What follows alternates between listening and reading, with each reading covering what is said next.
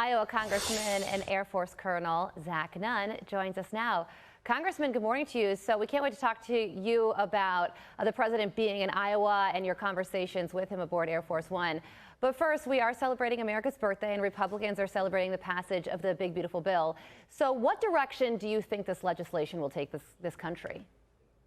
Well, first of all, happy Independence Day, Joey, Carly. Thank you so much. You know, we get to start the 250th birthday year celebration of our great country by leading and providing Americans with the largest tax cut in U.S. history. And I can tell you guys, we were able to do this in my home state. Democrats had racked up massive deficits. We were able to pass the largest tax cut in our state's history, and we saw our economy take off. This is a model that the president is now taking to the entire nation.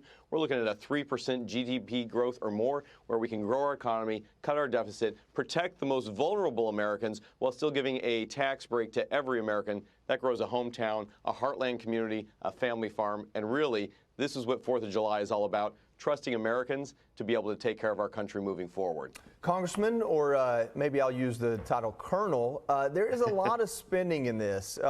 Most of it is on the military, a lot on the border. Right. Those two things are defense-oriented. Do you think Americans see that and say, hey, we don't like spending money, increasing the deficit, but in this case, it makes sense? Look, I was in the Middle East when bombs started falling on Israel, when the threat was real.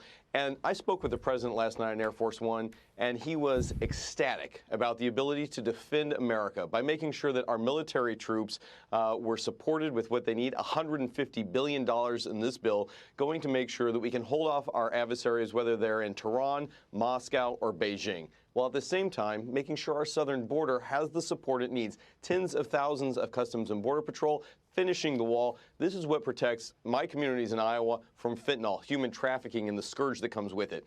And at the same time, I will say this, it is so grateful that our Iowa Guardsmen who just deployed to the Middle East are going to be in a much safer world because of what President Trump has done, not only to invest in them, but to be able to do peace through strength that really keeps all of our military forces in a posture of offensive defense, but at the same time, they're not at risk from groups like the Ayatollah, the IRGC, threatening them on foreign soil. Yeah, Congressman, something else the president mentioned during a speech yesterday was that this bill has money that will go to the Golden Dome missile defense shields, which is something that some people may have forgotten about, but the president and this bill certainly has not.